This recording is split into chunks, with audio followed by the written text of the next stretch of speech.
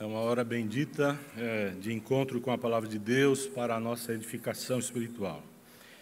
Eu convido a igreja, aqueles irmãos também que nos acompanham pela transmissão na internet, estão longe de nós, impossibilitados, muitos deles, de terem comunhão com a igreja, como nós a temos hoje, que acompanhem também a leitura bíblica que faremos em Hebreus, capítulo 12, os versículos de 1 a 3.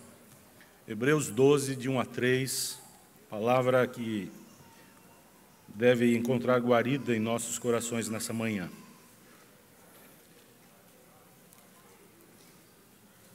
A carta aos Hebreus, ela foi escrita com um propósito de exortar a perseverança na vida dos crentes que estavam debaixo de perseguição, oprimidos por forças religiosas e políticas, a abrirem mão da fé em Jesus Cristo, a retrocederem, a voltarem atrás.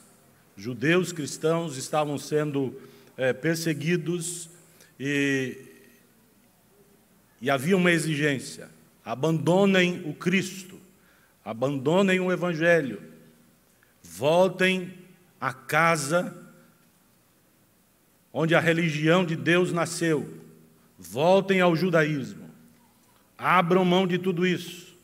Não vale a pena o risco, não vale a pena o peso, não vale a pena tudo que vocês têm experimentado. Fracasso, sofrimento, perdas, dor. Abandonem tudo isso. Será que nós temos sido assediados também por forças hostis nos dias de hoje? O escritor de Hebreus mostrou a supremacia de Cristo sobre todas as coisas, no céu, na terra, embaixo da terra. A religião suprema não era mais o judaísmo, o aspecto legal. Agora era a fé em Jesus que deveria dar suprimento para a caminhada do povo de Deus. E o povo de Deus genuíno não era mais Israel como nação política, social. Era a igreja do Salvador Jesus. Por isso o escritor aqui, no último versículo do capítulo 10, ou melhor, um pouquinho antes até, ele diz assim, eu vou ler para que vocês vejam a motivação que o escritor queria que houvesse dentro do coração dos crentes, numa hora de aflição, extremamente desafiadora. Eu leio a partir do versículo 35 do capítulo 10, ele diz assim, portanto, não percam a confiança de vocês, porque ela tem grande recompensa. Vocês precisam perseverar, para que, havendo feito a vontade de Deus, alcancem a promessa. Porque ainda dentro de pouco tempo, aquele que vem virá e não irá demorar. Mas o meu justo viverá pela fé. E se retroceder, dele a minha alma não se agradará. E ele termina dizendo, nós, porém, não somos dos que retrocedem para a perdição, mas somos da fé, para a preservação da alma. Então vem o capítulo 11, com os heróis da fé, e então começa assim o capítulo 12. Portanto, também nós, visto que temos a rodear-nos tão grande nuvem de testemunhas, livremo-nos de todo o peso e do pecado que tão firmemente se apega a nós, e corramos com perseverança a carreira que nos está proposta, olhando firmemente para o autor e consumador da fé, Jesus, o qual, em troca da alegria que lhe estava proposta, suportou a cruz, sem se importar com a vergonha, e agora está sentado à direita do trono de Deus. Portanto, pensem naquele que suportou tamanha oposição dos pecadores contra si mesmo, para que vocês não se cansem nem desanimem. Senhor amado, a Tua palavra está diante dos nossos olhos, que ela alcance na força do Teu Espírito o nosso coração, para que sejamos moldados nesta manhã, segundo os propósitos da Tua boa e santa vontade. Fala a cada coração, cativa cada alma, e leva cada um de nós até a Tua presença, para que diante de Ti encontremos refúgio, salvação e paz para o viver. Em nome de Jesus. Amém. Queridos irmãos, nós vivemos num mundo, eu digo sempre, em convulsão. O mundo em que nós estamos atualmente é um mundo, e faz tempo que é assim, desde que o homem caiu, a convulsão tomou conta da humanidade. Mas vivemos de maneira muito particular, cada vez mais nos aproximando do fim, quando o Senhor um dia colocará o ponto final na história humana e instaurará novos céus e nova terra, um novo começo, uma nova experiência gloriosa que jamais terá fim. O mundo em que nós estamos é um mundo confuso, difícil, hostil, duro. As guerras estão aí acontecendo, vidas estão sendo ceifadas, a politicagem nociva, corrompida, continua esparramando a sua sujeira no meio da sociedade, ainda mais a brasileira. Vivemos desamparados. Os pesos que nos são colocados pelo poder público nocivo é enorme, ou são enormes, vêm de todos os lados, há uma conta grande que nós temos que pagar. Não é fácil viver nos dias atuais, quando os valores estão sendo mudados. A força do pensamento judaico-cristão precisa ser neutralizada. Mas não só neutralizada, precisa ser extirpada da mente de todos nós. E uma nova ideia precisa tomar corpo, vulto e se esparramar pela sociedade, dominando os comportamentos. A fragilidade do homem, a brutalidade da mulher, essas inversões, tudo que nós aprendemos até hoje precisa ser extirpado da nossa memória. Família é coisa do inferno, dizem. Precisa ser extirpada. A liberdade não é a liberdade que você conhece, essa é a tirânica. A liberdade apresentada agora é: faça cada um o que quiser. Há uma pluralidade e você escolhe o que você quiser. E muda a hora que quiser. O caos se esparrama. E muitas vezes nós temos sido assediados a recuar, a fraquejar, a baixar a guarda, a dizer: é assim mesmo, não tem jeito. Deixa acontecer. Somos tentados a mitigar a força nociva de tudo isso. E nós começamos a fazer concessões. Deixa isso. Deixa que isso entre na minha casa. Deixa que isso fale ao coração dos meus filhos. Não tem problema. Enquanto eu estiver por perto, eu vou protegê-los. Mas eu não posso tirá-los do mundo. Sim, nós não podemos sair desse mundo, mas nós podemos ser guardados do mal. Sim, nós estamos nesse mundo, mas a palavra do Cristo é: vocês não são daí. Dele eu os retirei. Sim, nós estamos debaixo de opressão, de perseguição. Sim, há forças que se levantam contra a igreja do Senhor, contra o povo de Deus, contra os crentes que estão aqui. Há forças, sim, sérias, que estão sendo levantadas contra nós. Mas o Cristo continuou dizendo para nós, em sua palavra: eis que estou convosco todos os dias.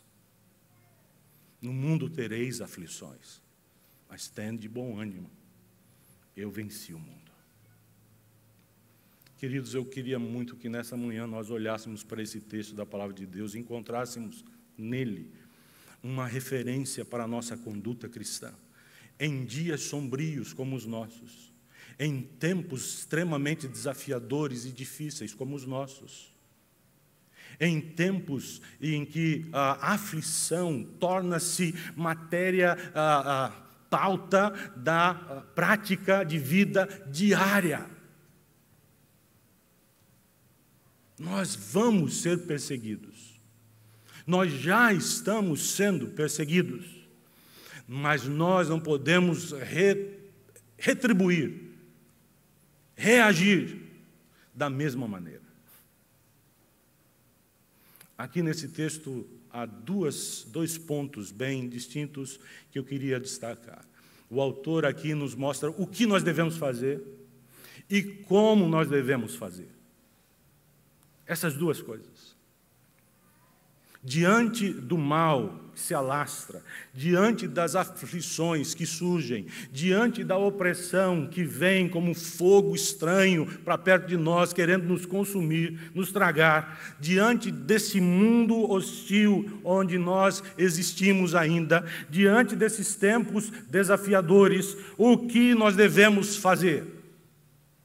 A resposta do texto bíblico é: corram com perseverança a carreira que lhes está proposta.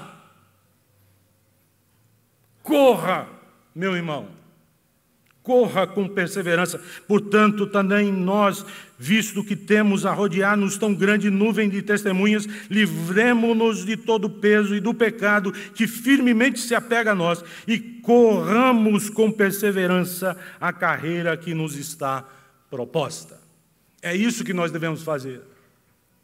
Nós não somos chamados por Deus a assumirmos posturas ideológicas contrárias. Nós não somos chamados por Deus a assumirmos posturas políticas, esta ou aquela. Nós não somos chamados a nos posicionar sociologicamente. Nós não somos chamados a fazer isso. Não que essas coisas não tenham o seu lugar, o seu papel na cidadania humana do crente. Mas eu estou pensando que o que deve gerir a nossa conduta no mundo não é a perspectiva meramente da natureza humana, mas a perspectiva espiritual que somente filhos de Deus, cheios do Espírito Santo, com uma mente lúcida, iluminada, é capaz de compreender à luz das Escrituras o caminho certo a seguir, a verdade de Deus contra todas as mentiras que prevalecerá. Somente filhos de Deus são capazes de fazer isso.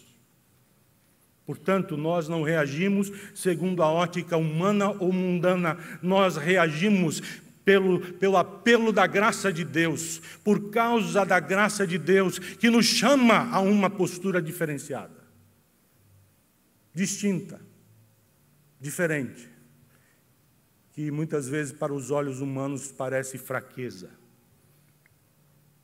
mas é a fraqueza de Deus que põe por terra toda a força do mundo. O que nós devemos fazer, irmãos, diante do mal? Devemos correr a carreira que nos está proposta. Ou seja, devemos viver a vida como Deus quer que nós a vivamos. Devemos fazer o que é agradável ao Senhor. Devemos nos posicionar ao lado do Evangelho e devemos continuar fazendo tudo aquilo que o Evangelho chama a prática na vida cristã. É no Evangelho que está o nosso refúgio, é na palavra de Deus que está a sombra para a nossa alma, é na palavra do Senhor e é no Evangelho que nós vamos ter segurança, vida e paz. É na palavra de Deus. Queria fazer 2 destaques aqui sobre essa expressão, correr a carreira que nos está proposta. 2 destaques. O primeiro destaque é sobre a palavra carreira, que está aqui no texto. A palavra em si, quando nós a lemos, nós já percebemos que há algo que vai exigir de nós alguma coisa. A palavra carreira requer esforço, compromisso e preparo, pelo menos essas três coisas. Nós somos lembrados por essa palavra, correr com perseverança a carreira que nos está proposta. Carreira requer compromisso, esforço e preparo. Compromisso, esforço e preparo. No grego foi escrito, essa palavra carreira está associada com situações de conflito, situações duras, de luta, situações de confronto, de batalha, de guerras, algo que vem contra nós e que nós devemos nos posicionar e enfrentar. É coisa dura, não é coisa fácil. Vida com Deus é vida no antifluxo do normal da vida humana. Não será fácil. O tempo é desafiador, a obra de Deus também é desafiadora, porque ela não pode ser feita na força da nossa natureza. O Espírito Santo de Deus tem que nos dominar, portanto, muita coisa precisa acontecer no âmbito da nossa espiritualidade. Em termos de desprovimento e de recepção, de tirar de nós e de receber de Deus, para que aquilo que Deus quer que seja feito, para que a carreira seja completada. Lembre-se disso. A proposta de Deus para o seu povo exigirá esforço, compromisso e preparo. Segundo destaque que eu queria fazer é que essa carreira, como foi dito aqui, ela nos foi proposta por Deus. É algo que já está planejado por Deus. E aqui eu queria que você compreendesse que essa carreira que nos está proposta, ela não está acontecendo fora do domínio, da supervisão, da soberania, da mão do Senhor, que é providente sobre a vida do seu povo. Deus está controlando todos os episódios da história. Deus não domina apenas sobre a igreja, Deus reina sobre o mundo. Deus não é rei apenas sobre o seu povo na terra. Deus é o rei do universo. Todos estão debaixo de sua mão soberana e poderosa. A carreira, portanto, que requererá de nós esforço, compromisso e preparo, sim, essa carreira exigirá conhecimento, envolvimento com o plano de Deus. E muito mais submissão ao seu controle, à sua vontade. Deus nos chama a correr a carreira da fé. Deus prepara a carreira da fé para mim e para você. E Ele nos chama a conhecer o seu plano, a nos envolver com sua vontade e a nos submeter ao seu controle. Não é do nosso jeito, é do jeito de Deus. Isso implica em submissão, entrega, dependência de Deus. Depender de Deus. Como nós temos dificuldades para isso. Como nós temos dificuldades para isso. Nós duvidamos que Deus reina. Nós duvidamos que Deus é o Todo-Poderoso. Nós duvidamos quando o vento sopra contra nós, como um vento proceloso, como um vento tempestivo, quando as coisas estão saindo do lugar, nós somos tentados a duvidar de que Deus continua sentado no trono do universo e com mão poderosa reina sobre tudo, absolutamente sobre tudo. Nós duvidamos. E nessa hora nós não dependemos. Nessa hora o nosso coração nos chama a confiar em nós mesmos, nas nossas estratégias, na nossa capacidade e habilidade de fazer e de produzir as coisas. Irmãos, nós somos povo de Deus. se nós não ouvirmos em primeiro lugar a voz do Senhor, que voz nós vamos ouvir? Se nós lemos a Escritura e ela não fala ao nosso coração, ao coração de quem a Escritura falará?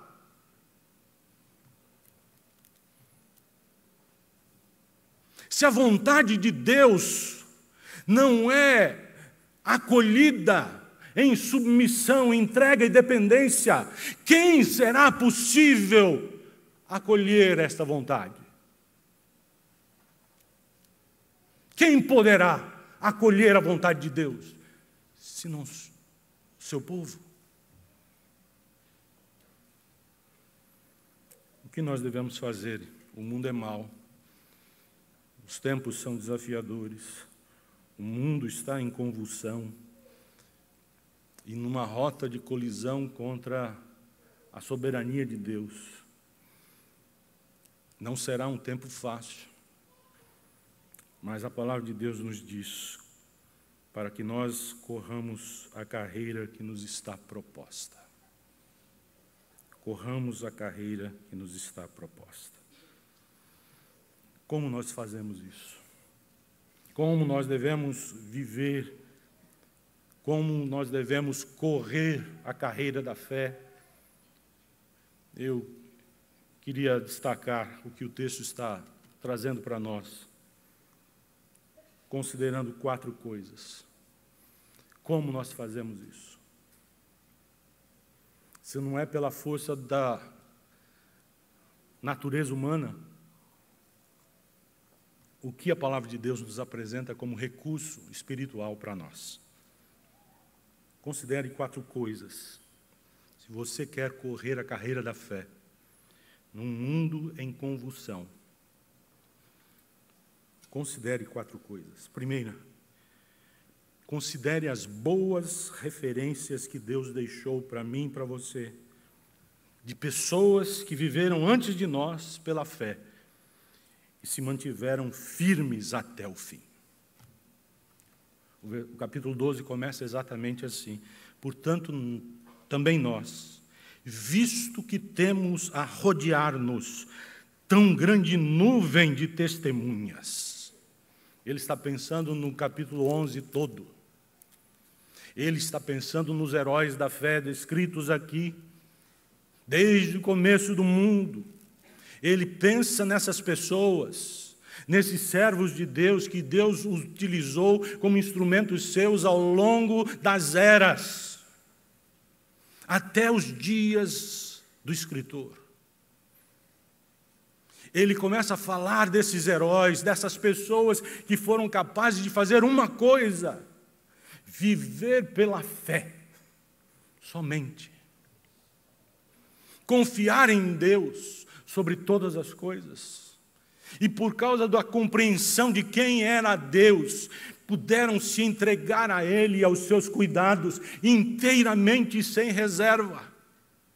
E por causa dessa entrega irrestrita, inegociável, eles foram capazes de depender da provisão desse Deus para viver e para morrer.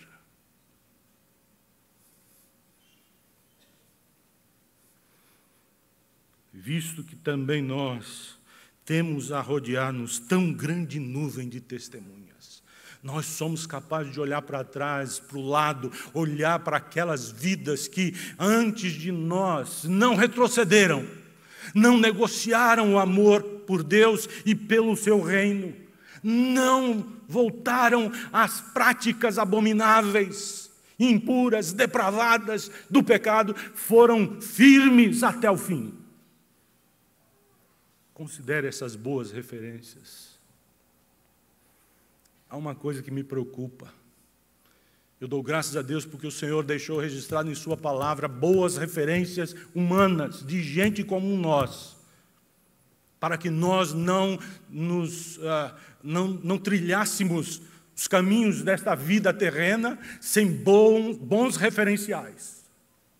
de gente comprometida com Deus. Mas o que me preocupa é que, nos dias atuais, os bons exemplos de gente comprometida com Deus estão cada vez mais escassos. Os bons exemplos estão muito raros, muito escassos. E eu e você somos chamados a mudarmos a nossa conduta. Queridos irmãos, nós devemos ser boas referências de fé, de conduta, de gente comprometida com Deus, de gente que leva Deus a sério, de gente que não está brincando de religião. Você deve ser uma boa referência como um seguidor ou uma seguidora de Jesus. No mundo de hoje, você. A luz de Jesus deve brilhar na sua vida.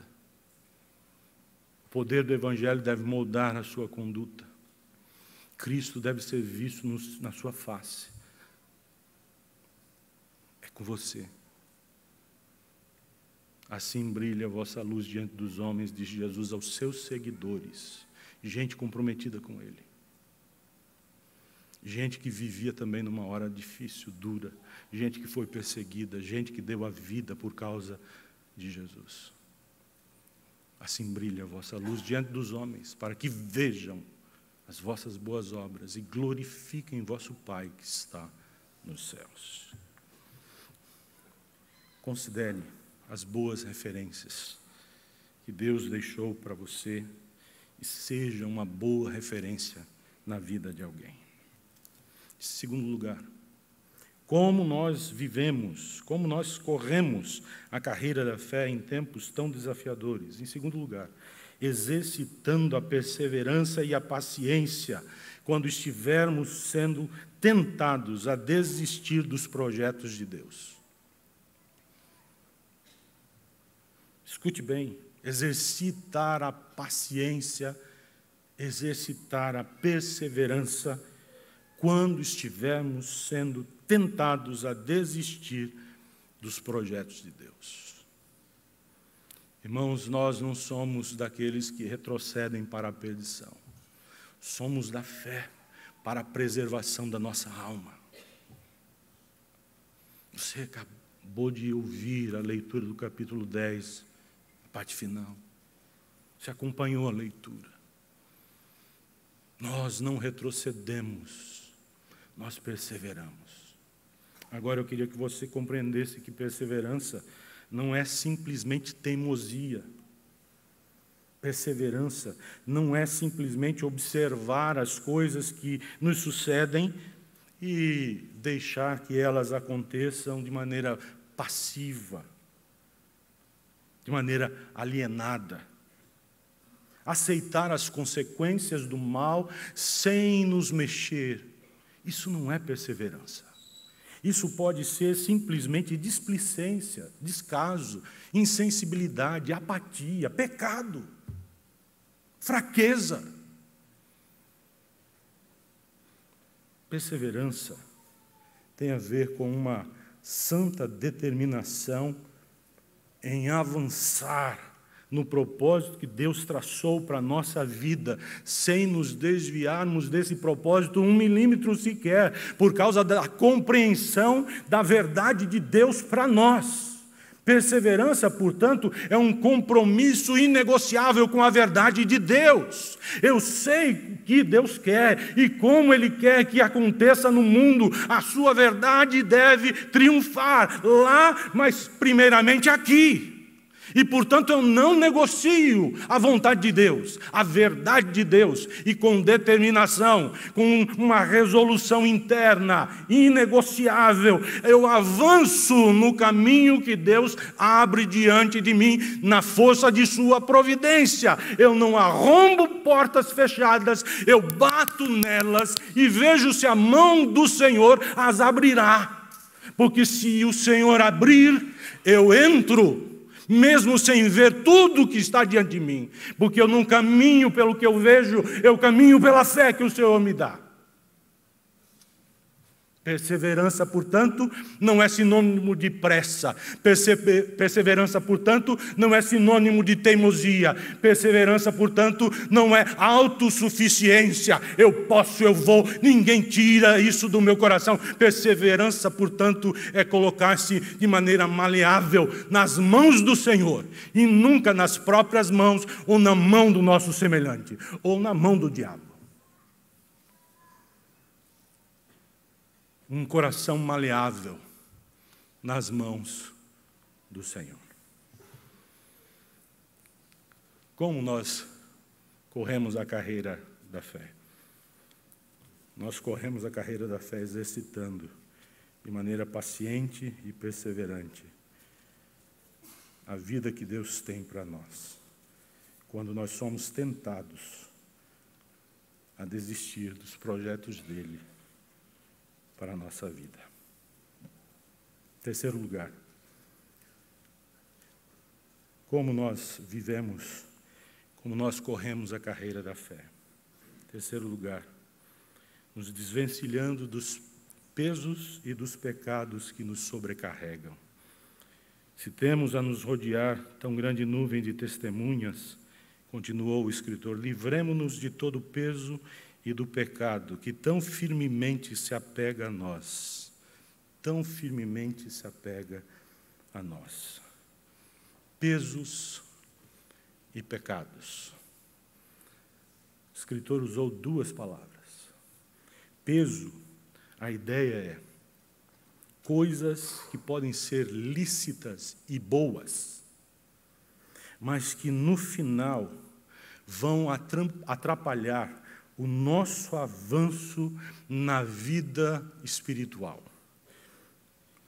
No final, vão atrapalhar, essas coisas vão atrapalhar o nosso amadurecimento na fé, vão atrapalhar a nossa comunhão com o Senhor, vão atrapalhar o crescimento no conhecimento da vontade de Deus para o nosso viver, vão atrapalhar. Pesos são coisas que podem ser muito boas, lícitas, um passeio, uma viagem, um encontro, uma saída qualquer, uma compra de algum bem, não sei, eu deixo que você pense num peso que pode atrapalhar você de vivenciar todo o projeto de Deus para a sua história. Pense aí. Que tipo de peso você tem colocado nos seus ombros, que Deus não gostaria que estivesse aí? Porque pode atrapalhar. É bom, é lícito, faz bem, traz alegria. Mas no final, atrapalha o plano de Deus para a sua vida. Peso. Pecados. Pecados. Tudo aquilo que nos leva a errar o alvo de Deus, tudo aquilo que nós acalentamos no nosso coração, que contraria a santa expressão da palavra do Senhor, tudo aquilo que nós fazemos que de alguma maneira revela a natureza vil, caída de nossa natureza humana, a nossa consistência humana. Tudo aquilo que nos mostra quem somos e que nos faz agir de maneira rebelde contra a santidade de Deus, agredindo a Ele. Tudo aquilo, qualquer coisa que agrida a santidade de Deus no nosso viver. Pecado. E pecado deve ser enfrentado.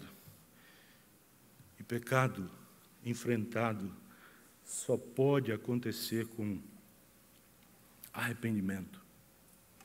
Não se enfrenta pecado de outra maneira. Tem que haver arrependimento. Pecado se enfrenta com confissão.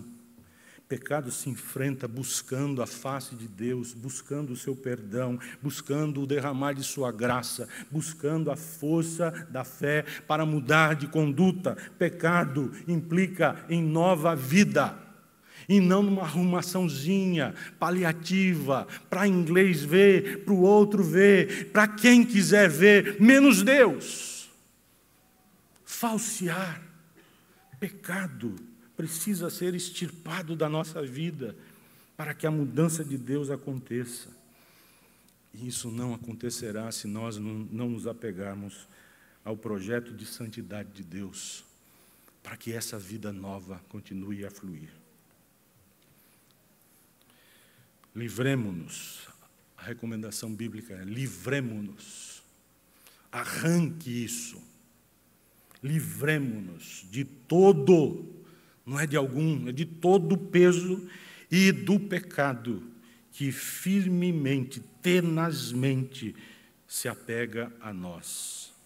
Então, corramos com perseverança a carreira que nos está proposta. E, em último lugar, como nós corremos a carreira da fé? Em último lugar, olhando fixamente para Cristo. Nós devemos considerar as boas referências, exercitar a perseverança, nos desvencilhar de pesos e pecados que nos sobrecarregam, mas devemos, sobretudo, olhar fixamente para Cristo. O escritor continua dizendo no versículo 2, olhando firmemente para o autor e consumador da fé, Jesus, o qual, em troca da alegria que lhe estava proposta, suportou a cruz, sem se importar com a vergonha, e agora está sentado à direita do trono de Deus. Portanto, pensem naquele que suportou tamanha oposição dos pecadores contra si mesmo, para que vocês não se cansem, nem desmaiem. Olhar fixamente para Cristo. Por que nós devemos olhar para Cristo? Ele disse, olhem para as boas referências, mas as boas referências só são boas referências por causa de Cristo. É Cristo. É Cristo.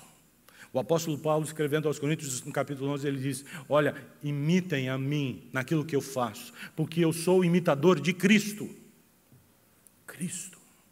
Olhe firmemente para Cristo, exale abundantemente o aroma de Cristo na sua vida. Por que devemos olhar firmemente para Cristo? Duas razões. Primeiro, porque a vida cristã é construída pela fé, e o escritor aqui nos diz que Cristo é o autor e consumador da fé. Cristo é tanto a fonte da fé, como a força para que ela apareça na nossa conduta. Olhe firmemente para Cristo. Sem Cristo não existe cristianismo. Sem Cristo não existe igreja sadia. Sem Cristo não existe evangelho. Sem Cristo não há poder de Deus. Sem Cristo não há salvação. Sem Cristo não há vitória. Sem Cristo não há nada. É perdição. Olhe para Cristo, fonte e força da nossa fé.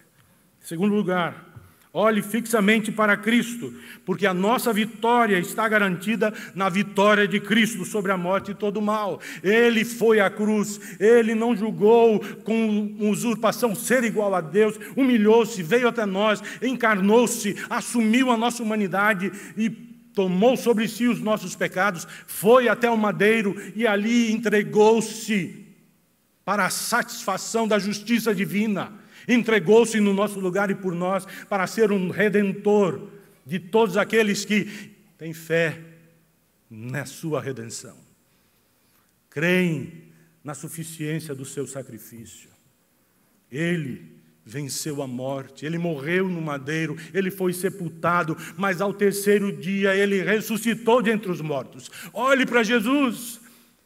Ele passou pelas agonias humanas, ele trafegou pelos caminhos da miserabilidade humana, ele foi na nossa frente e ele venceu o mal. Ele não se importou com a ignomínia dos homens, a vergonha. Olhe só esse homem no madeiro, não é nada, desprezível, que figura grotesca. Ele não olhou para isso. Ele olhou para a alegria que estava à frente. Ser o redentor de muitos. Irmãos, a nossa vitória já está garantida.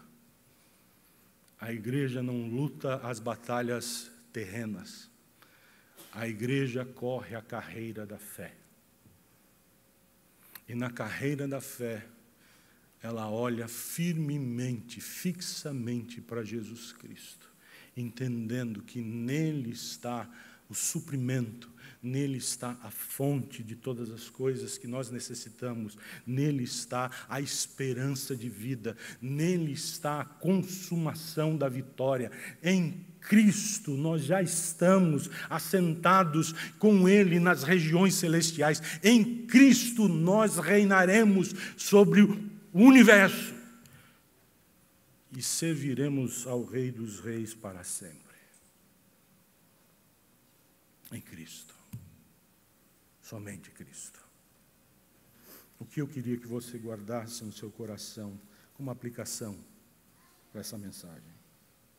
Primeira coisa, deixe de olhar para esse mundo com a esperança de que ele uma hora vai se tornar num paraíso terrestre para você. Pare de pensar que esse mundo magicamente vai se transformar num paraíso rápido. Meus irmãos, o mundo está sendo preparado para fogo, para destruição. Haverá uma grande tribulação. E nós cremos que a igreja passará por ela. E do meio dela, a mão forte do Senhor nos resgatará. Mas haverá grande tribulação. Pare de pensar que neste mundo você vai ter gozo de céu. Nesse mundo nós não podemos esperar outra coisa, senão dificuldades e sofrimentos. Deus é generoso, misericordioso e traz como fonte de providência, refúgio, paz, segurança para nós em Cristo Jesus, apesar do fogo escaldante do mal soprando sobre nós. Sim, mas neste mundo, o natural é choro, traição, sofrimento e dor. Nunca será fácil viver aqui, pelo menos para quem leva Deus a sério. Quem leva Deus a sério não encontrará na terra satisfação plena. Nunca. Segunda coisa que eu queria que você guardasse, que você cresce. Creia que Deus tem um plano para a sua vida a despeito de tudo que tem acontecido de ruim. Creia que Deus continua reinando sobre o seu povo. Creia que o plano de Deus não irá mudar. Creia que Deus não vai tomar providências de afogadilho para dar um jeito em alguma situação que está acontecendo de maneira descontrolada no seu reino. Não, não existe essa possibilidade. O plano de Deus está em ação, em atividade. Deus está descortinando o seu plano dia após dia e levando todas as coisas ao encontro da sua soberania. É inescapável. Creia que Deus tem um plano. Esse plano está firmemente sendo executado. E nesse plano você existe como um ente santo da parte de Deus, resgatado da morte eterna e instrumento de graça, para no meio desse caos histórico no qual nós estamos, possamos fazer diferença em graça, poder da parte de Deus. Creia que Deus tem algo para a sua vida. Portanto, consagre-se ao Senhor um pouco mais, entregue-se ao seu controle um pouco mais, dependa exclusivamente de sua vontade um pouco mais, e viva os seus dias aqui na certeza de que o Senhor, como dono da história que é, está cuidando e conduzindo cada detalhe que envolve o seu viver nesse mundo. Em último lugar, lembre-se que nossa responsabilidade como povo de Deus é sermos fiéis ao Senhor em todo o tempo. Essa é a nossa responsabilidade. Deus não chamou o seu povo para ser um povo messiânico. O Messias é um só. Deus chamou o seu povo para ter encontro com Ele e viver em sua presença, em obediência ao seu comando. Nossa responsabilidade é sermos fiéis ao Senhor em todo o tempo, até o fim. Mesmo que custe um alto preço, historicamente falando. Lembre-se de Apocalipse 2:10, parte final do versículo. Ser fiel até a morte, e dar-te-ei a coroa da vida. Morte ali não é a morte de 100 anos, tranquila, abastada, sossegada, com toda a família em torno. A morte ali é a morte da perseguição, a morte da opressão, a decapitação, a fogueira, a boca de leão, a serra que parte pelo meio. Ser fiel até a morte. Ser fiel quando o propósito de Deus nos expõe a um risco de vida. Não retroceda. Treme o meu coração. Eu sou um homem como você. Treme o meu coração. Se não for a força de Deus, nós não teremos força para isso. Consagre-se ao Senhor. Entregue-se ao Senhor. Seja fiel ao Senhor. Fidelidade é o resultado de uma vida de fé. A fé, e apenas a fé, é capaz de nos fazer honrar a Deus e viver em sua presença, mesmo quando isso nos custar um alto preço. Pague esse preço e glorifique a Deus na sua vida, com a sua vida. Pague o preço que for preciso, mas que Deus seja glorificado. Esse é o propósito maior, glorificar a Deus. Queridos irmãos, a mão do nosso Deus não está encolhida.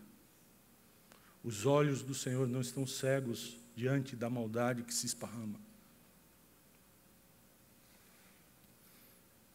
O Senhor é poderoso para julgar o seu povo. Não há pecado que ficará encoberto. Não há hipocrisia que não será julgada. Não há mentira que não será punida. Mas para aqueles que levam Deus a sério e vivem pela fé e correm a carreira da fé, o Senhor promete recompensá-los. Um dia nós ouviremos a palavra do nosso amado Cristo dizendo: vinde benditos de meu Pai. Já está tudo preparado para vocês. Entrem no gozo do seu Senhor, na alegria do seu Senhor. Venham, agora sim, é tempo de festejar.